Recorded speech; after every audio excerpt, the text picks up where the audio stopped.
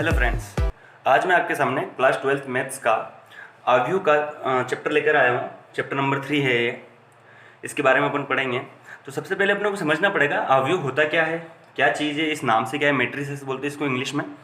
देखिए, आव्यू बहुत सारे हमारे पास इक्वेशंस होती है, बहुत बड़ी बड़ी, जिनको एक हल करने की एक सरल विधि, जैसे आपने क्लास 10th में विधियां पढ़ी होगी, विलोपन विधि, प्रतिस्थापन विधि, उसी तरीके से 3-3 समीकरण बन गए, 4-4 समीकरण बन गए, और वहां से अगर अपने को चर की वैल्यू, वेरिएबल की वैल्यू निकालनी है तो आव्यू का यूज़ किया जाता है बहुत बड़े लेवल पर। ठीक है, ये तो नॉर्मली आव्यू का यूज़ वाली बात हो गई है। ठीक है, अब आव्यू होता क्या है, किस तरीके का। तो जैसा कि आपके सामने ये डब्बा दिख रहा है, ये चीज़ क्या है, आपने पहले कभी देखी नहीं होगी शायद, या कोई भी इस तरीके की चीज़ देख ली, या ये देख ली, या ये देख ली। ये सब मैं कुछ एग्जांपल लेके आया हूँ। ये सभी क्या है, तो ये देखने से ही पता चल जाना चाहिए ये एक आव्यू है। पहली चीज जो आपको देखो जानकारी बता रहा हूँ मैं आपको, वो प्राप्त करिए। पहले तो पहले वाले प्रश्नावली में हमारे पास ये करना है अपने को। तो ये हमारे पास एक आव्यू है। अब आव्यू में होता क्या क्या है, तो आव्यू में ध्यान रखिएगा कुछ इस तरीके से लिखा हुआ है, जैसे ये। तो अंदर जो लिखे होते हैं वो होते हैं इसके अवयव। तो इसके कितने अवयव है देखा जाए तो 1 2 3 4 5 6। तो इसके 6 तो क्या है अवयव। इसके अवयव कितने हैं अगर बोल दिया जाए आपसे, तो कितने अवयव हैं, अवयव इसके 6 हैं। तो इस जो डब्बा, जो ब्रैकेट टाइप जो दिख रहा है आपको, इससे कोई टेंशन वाली बात नहीं है, ब्रैकेट लगाना है आपको, और यही वाला है। ठीक है, और अवयव में कितने अवयव है, 6 अवयव है। अब जो आड़ी जो लाइनें दिखी हुई है आपको, ये कितनी लाइनें हैं हमारे पास, इस तरीके से अगर चला जाए तो 3। तो इसको बोलते हैं पंक्तियां। पंक्ति 1, ये है पंक्ति 2, और ये है पंक्ति 3। ठीक है, और जो इस तरीके से जो दिख रहे हैं, कितनी लाइनें हैं अगर ऊपर से देखा जाए तो ये 2 लाइनें दिख रही है, 2 लाइनें दिख रही। तो इनको बोलते हैं स्तंभ। समझ में आया, स्तंभ 1 और स्तंभ 2, स्तंभ 1 और स्तंभ 2। ठीक है, तो जो हमारे पास आव्यू में क्षैतिज लाइनें होती हैं उनको पंक्ति बोलते हैं, और जो ऊर्ध्वाधर लाइनें, जो खड़ी लाइनें होती हैं, उनको स्तंभ बोलते हैं। तो इसके अंदर एक्चुअली में इस आव्यू के अंदर जो दिया है हमारे पास, कितनी पंक्तियां हैं, तो कितनी पंक्तियां हैं, तो अगर हमारे पास बोल दिया जाए तो सर 3 पंक्तियां हैं। और कितने स्तंभ अगर ऐसा बोल दिया जाए तो 2 स्तंभ है हमारे पास। क्लियर है यहाँ तक। अब देखिए इसकी कोटि क्या है। अब देखिए एक और चीज, मतलब कोटि, अब आपको मैं बताना चाहता हूँ कोटि क्या होती है। तो कोई भी अवयव हमारे पास अगर लिखा होता है, ये तो मैंने बाहर से लिखा है, उस अवयव के यहाँ पर कुछ लिखा होता है, तो उसकी जितनी पंक्तियां होती, प्लीज ध्यान दीजिएगा, पंक्तियों को पहले लिखते हैं। कितनी पंक्तियां इसकी, तो 3 गुणित, ऐसे गुणित का निशान होता है, और जितने स्तंभ दिए होते उतने। तो कितने स्तंभ है, 2 तो 2। तो हमारे पास इस अवयव की कोटि है 3 गुणित 2। कभी भी इन दोनों को गुणा करके लिखना नहीं है, केवल 3 गुणित 2 बोलने में आता है। तो इससे कभी भी कोटि लिखी होगी तो पता चल जाएगा कि उस अवयव के अंदर 3 तो उसके पंक्ति है और 2 उसके स्तंभ है। यहाँ तक समझ में आया आपको, क्लियर हुआ, कोटि क्लियर हुई। अब कोटि से ही अपन अवयव भी निकाल सकते। देखिए कोटि का अगर गुणा किया जाए 3 दूनी 6, तो हमारे पास ये टोटल अवयव हो जाएंगे। क्लियर है। तो पंक्ति, स्तंभ और कोटि और अवयव समझ में आया किसी भी अवयव के, और अवयव को इस प्रकार से दर्शाते हैं। ठीक है, अवयव का यूज थोड़ा हायर लेवल की मैथमेटिक्स में होता है, यहाँ पर भी अपन करेंगे कुछ सवाल को, लेकिन कुछ मतलब इनके समीकरण हल करने के लिए एक अवयव विधि होती है। ठीक है, अब जैसे इस वाले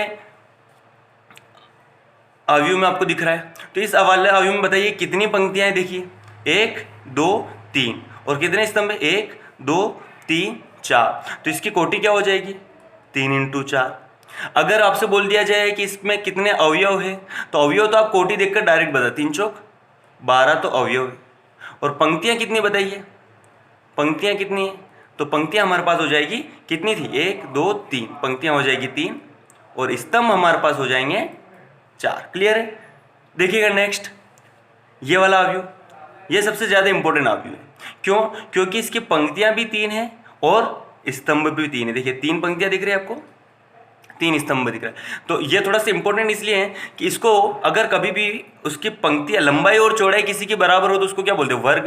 तो इसलिए इस अवयव का नाम सबसे पहले तो हो गया वर्ग अवयव। ठीक है, इसको बोलते हैं वर्ग अवयव।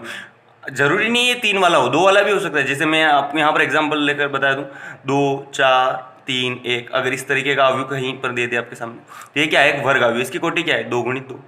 ठीक है, समझ में आ रही बात। तो ये भी एक वर्ग अवयव है। तो वर्ग अवयव की खासियत उसकी पंक्तियां, वर्ग अवयव की खासियत क्या होती है अगर लिखा जाए तो उसकी पंक्तियां उसके स्तंभों के बराबर होती है, पंक्तियों की संख्या स्तंभों की संख्या के बराबर होगी। ठीक है, इसमें क्या है, कितनी पंक्ति, 3 है, स्तंभ कितने हैं, 3 है, कोटि क्या है, 3 × 3 है, अवयव कितने हैं, 3 × 3 9 है। आगे बात समझ में यहाँ तक क्लियर हुआ आपका अवयव का। अवयव किसको बोलते हैं, पंक्ति किसको बोलते हैं, कोटि किसको बोलते हैं, स्तंभ किसको बोलते हैं, अवयव कितने होते हैं, क्लियर है, यहाँ तक समझ में आया। अब कुछ इस 12th क्लास में आपका एक ऑब्जेक्टिव पूछेगा अवयव से रिलेटेड, ठीक है, कि आपसे पूछ लिया जैसे कि स्तंभ अवयव का उदाहरण कौन सा है निम्न में से, या स्तंभ अवयव की परिभाषा बताइए एक शब्द में। तो वो मैं आपको यहाँ पर कुछ करके बताया था, कुछ आपकी किताब में ही बताया था कि क्या क्या परिभाषाएं दी है। ठीक है, चलिए देखते हैं। जैसा कि आपकी बुक में दिया है यहाँ पर अवयव के प्रकार, ठीक है, तो ये वाली चीज़ अपन थोड़ी देख लेते हैं कि अवयव के कौन कौन से प्रकार होते हैं। जैसे अपन मैंने कुछ एग्जांपल ऊपर लेकर बताए आपको, तो देखिए सबसे पहला होता है स्तंभ अवयव। स्तंभ अवयव की खासियत होती है कि उसमें केवल एक ही स्तंभ हो। ऐसा भी हो सकता है, बिल्कुल हो सकता है। देखिए एक अवयव स्तंभ अवयव कहलाता है यदि उसमें केवल एक स्तंभ होता है। उदाहरण के लिए ये उसमें पंक्तियां ज़्यादा हो सकती है, जैसे इसमें कितनी पंक्तियां देखिए, 4 पंक्तियां दिख रही है अपने को, 1 2 3 4, और स्तंभ कितना दिख रहा है, केवल एक ही। अल्टीमेटली मेरी तरफ से तो ये है कि स्तंभ अवयव स्तंभ जैसा दिखना चाहिए, सेम एज पंक्ति अवयव पंक्ति जैसा दिखना चाहिए जिसमें एक पंक्ति हो। क्लियर है, स्तंभ अवयव की डेफिनेशन उसमें केवल एक स्तंभ हो, पंक्ति अवयव की डेफिनेशन उसमें केवल एक पंक्ति हो। क्लियर है, ठीक है। अब वर्ग अवयव मैं आपको यहाँ पर बता चुका हूँ, एक अवयव जिसमें पंक्ति की संख्या स्तंभों की संख्या के समान होती है, ठीक है, वर्ग अवयव कहलाता है। ये अपन पहले कर चुके हैं, ठीक है। इसका डेफिनेशन पूछता है इसलिए मैंने यहाँ पर ये निशान लगा रखा है। क्लियर है, स्तंभ अवयव पंक्ति अवयव क्लियर हुआ। नेक्स्ट समझ में आएगा। नेक्स्ट देखिए, आपसे कभी बोल दिया जाए विकर्ण अवयव। विकर्ण अवयव की खासियत ये होती है, देखिए मैं उदाहरण लेकर बता रहा हूँ मैं आपको। विकर्ण अवयव जैसे हमारे पास विकर्ण अवयव, अब देखिए जो भी वर्ग अवयव पढ़ा है उससे रिलेट करके पढ़ेंगे क्योंकि वर्ग अवयव सबसे ज़्यादा इंपॉर्टेंट है। अब वर्ग अवयव देखिए यहाँ पर ये वर्ग अवयव दिख रहा है 1 2 3 4, 2 तो पंक्तियाँ और 2 स्तंभ। ये वर्ग अवयव दिख रहा है 3 तो पंक्तियाँ और 3 स्तंभ, ठीक है। तो वर्ग अवयव में एक वर्ग अवयव विकर्ण अवयव कहलाता है यदि उसके विकर्ण के अवयव के अलावा जितने भी के अन्य सभी अवयव के, ठीक है, इसके अतिरिक्त सभी अवयव, ठीक है, विकर्ण अवयव हैं। विकर्ण देखिए कोई भी चीज़ होती है, अगर हमारे पास जैसे मैं आयत ले लूँ या वर्ग ले लूँ, अगर एक वर्ग लूँगा तो उसका विकर्ण आएगा नहीं आएगा, ये आ रही बात समझ में। तो विकर्ण के अलावा यहाँ पर ये विकर्ण नहीं लेना है यहाँ पर, ठीक है, यही वाला विकर्ण लिया गया, ठीक है। तो विकर्ण अवयव के अलावा जितने भी अवयव अगर शून्य दिख जाए, जैसे यहाँ पर देखिए ये विकर्ण अवयव विकर्ण था, इसके अलावा सभी शून्य दिख रहे अपने को, तो उनको बोलते हैं विकर्ण अवयव। क्लियर है। सेम एज अदिश। अदिश नाम का अर्थ है यहाँ पर सेम, अदिश का मतलब यहाँ पर समझ लीजिए सेम। तो अदिश का अर्थ है कि अदिश अवयव एक विकर्ण, ये सब डेफिनेशन लिखिएगा प्लीज पोस्ट कर करके। एक विकर्ण अवयव होता है वो अदिश कहलाता है। सबसे पहले तो विकर्ण होना चाहिए, विकर्ण में 0 0 होना चाहिए। अब देखिए यहाँ पर विकर्ण अवयव में क्या मिला हमको, सब अलग अलग अवयव, और आदिश होते ही समझ में आ जाना चाहिए सभी अवयव सेम हमको मिलने चाहिए। अगर हमको सभी विकर्ण में सेम अवयव मिल जाए तो उसको बोलते हैं अदिश अवयव, उसको बोलते हैं अदिश अवयव। समझ में आया। एक विकर्ण अवयव के विकर्ण के सभी अवयव समान हो तो उसे बोलते हैं अदिश अवयव। अभी और आने वाली इसका प्रोसेस देखिए इंपॉर्टेंट है।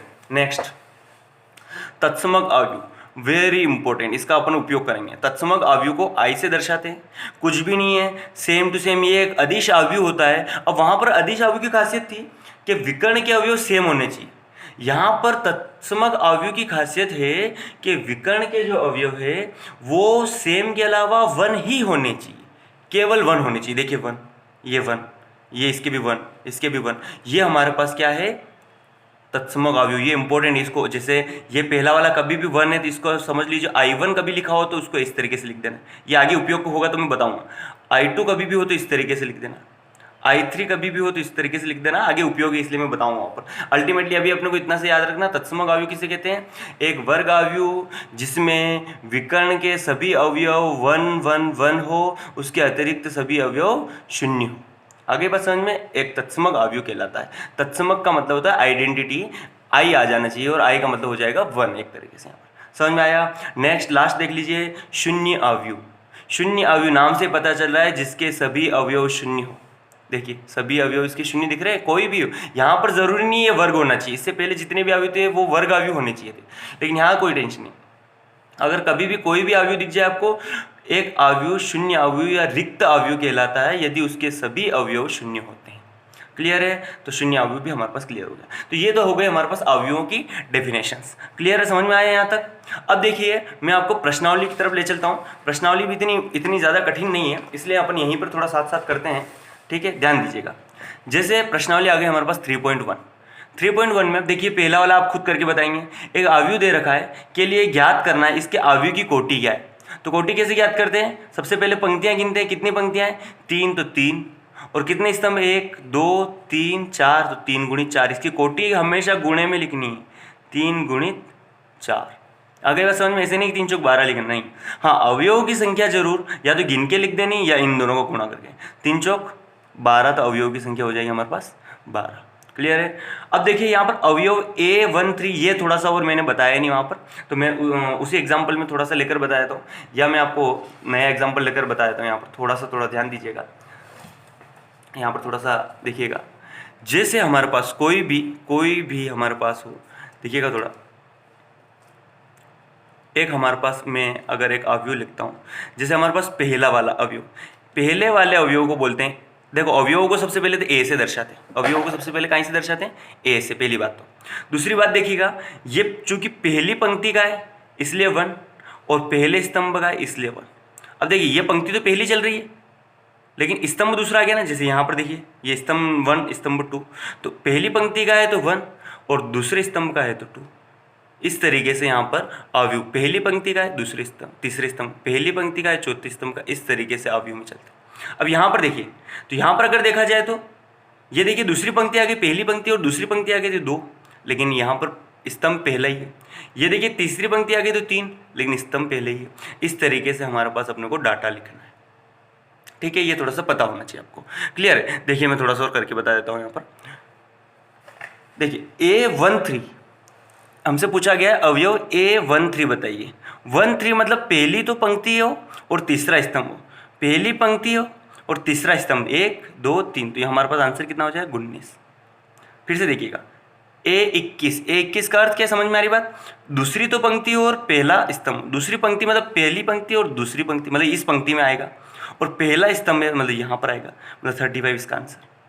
क्लियर है? नेक्स्ट A33 का मतलब तीसरी पंक्ति और तीसरा स्तंभ। तो तीसरी पंक्ति कहाँ है? ये दिख रही, देखिए पहली पंक्ति, दूसरी पंक्ति, तीसरी पंक्ति, तीसरी पंक्ति और तीसरा स्तंभ, 1 2 3, हमारे पास आंसर आएगा -5। ठीक है, A33 का।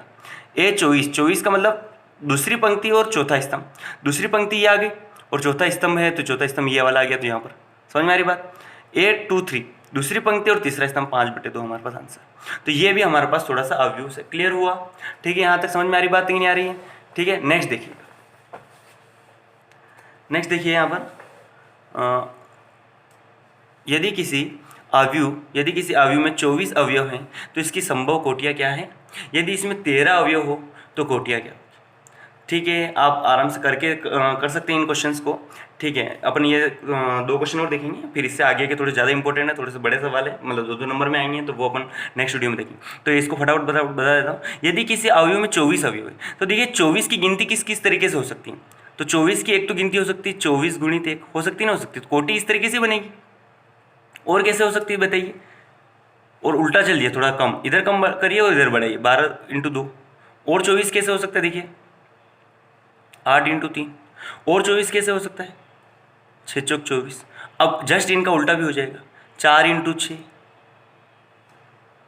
3 × 8। समझ में आ रही बात? यहीं पर लिख रहा हूँ मैं।